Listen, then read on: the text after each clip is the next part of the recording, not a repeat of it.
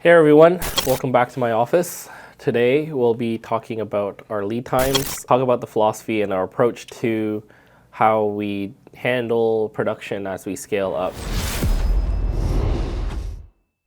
I know that there's a lot of people who are really excited to get their machines, especially the altmill, and we also know that there's a long lead time for them. And I also want to reassure everyone that we are working on it. Although there's going to be a lot of people who are going to be waiting a long time for their machines, we have a plan in place in the long run which will allow us to produce our products as cheaply, efficiently, and as high quality as possible while making it, while bringing down the lead time. So the first thing I wanted to show is a bit of the data on the time it takes for us to complete the altmill units. What we've done is take the data for when people ordered the machines and compared it with when it actually ended up shipping, and then graphed out that trajectory. We'll start off by talking about the trends for the altmill. If you look at the graph, you'll see that it starts off at 13, 14 weeks, which were the first batch, the beta tester units that we launched back in March 2024. And then once we got into the first batch, the first official batch open to the public, that's when the lead times go to like 22, 23 weeks, and they stay pretty high. Now going into the 2025, you can see that our lead times are starting to drop. Where you see the dotted line, that's kind of like our estimated projections. So there's a couple things that are unique about the, new batch 5, which will start shipping probably in late July, early August, which is that that will be the largest batch of materials that we've ordered for the altmill so far. By the time we get to July, that whole batch won't be sold out. So I guess for context, we ended up always selling out on all the machines before we could even get the parts for the new machine. Ultimately, what we want to do is get the parts for the batch before the previous batch runs out. And so to do that, we continually have to increase the size of the batch. Probably in June, July, August, that's when we want to start seeing the lead times drop because we're not being bottlenecked by our material arriving on time, which tends to be our biggest bottleneck in general. We don't know what the demand is going to be for the product, so we're not able to accurately buy the right number of materials so that we don't end up selling out. However, the long mill, which we've been selling for about 5 years now, we can show a more stronger trend from a really long lead time going all the way down to a really short lead time.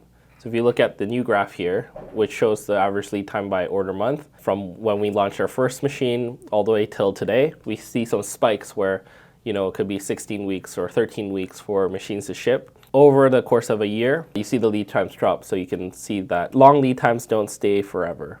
There are some spikes which tend to be, sometimes we have material shortages or delays, especially like around COVID, we had some delays. We also have some seasonality. Winters tend to be the busier time, so lead times tend to go up. So why is this important to look at?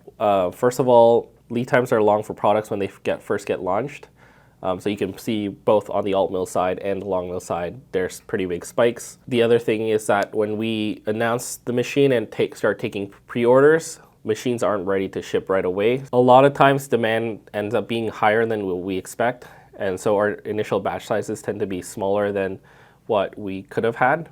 And that creates a bottleneck. Typically issues such as quality or shipping and development for the assembly process tend to need to be fixed at the very beginning of production. So it takes us some time to figure out exactly how to do production as quickly and efficiently as possible. Obviously, as you can see on the long mill trend, as we get more experience, we understand demand better, we grow our inventory.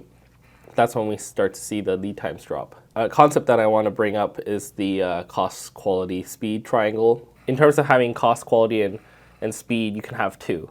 So you can either have cost and quality and compromise speed. You can have quality and speed, but compromise on cost, or you can have speed and cost, but compromise on quality.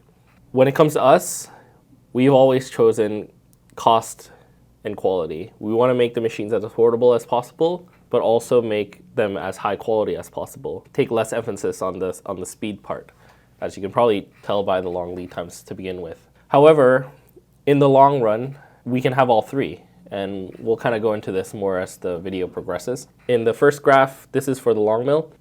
You can see that 2,888 customers waited less than 2 weeks for their machine. We have another group of people, 1,702 people who waited 2 weeks, 1,854 people who waited 4 weeks, 841 that waited 6 weeks, and you can continue to see that the distribution tapers off. And what this is trying to show is that even though we have big spikes in the lead time, the large majority of people who ordered a long mill are getting it within 4 weeks. Why this is important is because when the lead time is high, less people are buying.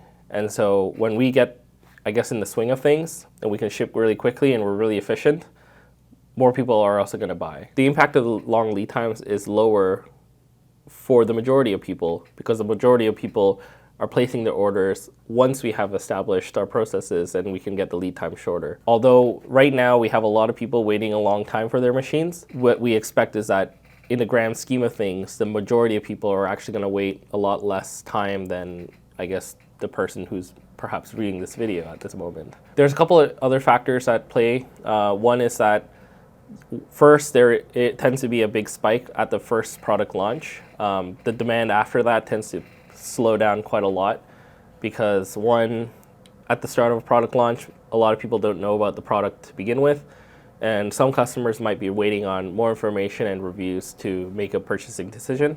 Obviously, when there's long lead times, we are pushing people away that would want their machine faster. They don't want to tie up so much money for a long period of time, or maybe they're impatient. So they may either hold off on their purchases or go with another company. And also, when we see the demand grow, more customers are going to share their experiences with the community, post videos, mention on Facebook, so on and so forth. And also, when the lead times are low, we can serve the customers that are more time sensitive. I also graphed what proportion of people are waiting a certain amount of time. You can see the majority of people are waiting around 14 weeks to 16 weeks, and we do also have a group of people that have waited 22 weeks or more. What I expect to see is that the distribution to slowly shift towards the lower lead time. So maybe in the next year, you'll see majority of people being under 4 weeks or 8 weeks. And as the lifespan of these type of products could be 3 to 5 years. And so in that time span, we should see the majority of people getting their machines in a much shorter period of time. I guess the other thing that we need to talk about is why are we focused so much on the long term? The thing about building a hardware company is that there's a lot of places that we can mess up, and it's really hard to recover when we do mess up. Right now, the alt mill probably has about 140 unique parts. And if we mess up on any one of those parts, we could be waiting weeks, if not months, for us to redo those parts. And so, any mistake along the line can result in weeks or months of delay. Additionally, the cost for the materials itself is a big part of the expenses that we have. At this moment, as we scale, we are allocating probably about half of the money that we get in back into buying more inventory. The other important thing about the way that we do business is that we want to make the machines as affordable as possible. And we need to utilize economies of scale to be able to do that. Which means that each batch for us to produce the materials for each batch also take a long time, simply because one part is going to take an extra amount of time, and for us to do all of them, that's also going to take a lot of time. If we wanted to if we want to have lower lead times right off the bat, what we end up having to do is increase our price, which would, one, allow us to budget more in terms of potentially making mistakes, using processes that are less efficient, and also because demand would end up being lower, our batch sizes would be smaller too, which makes it easier for us to build each machine individually. I guess here the conclusion is that we are planning for the long term to be able to build a lot of machines at scale, and that takes time.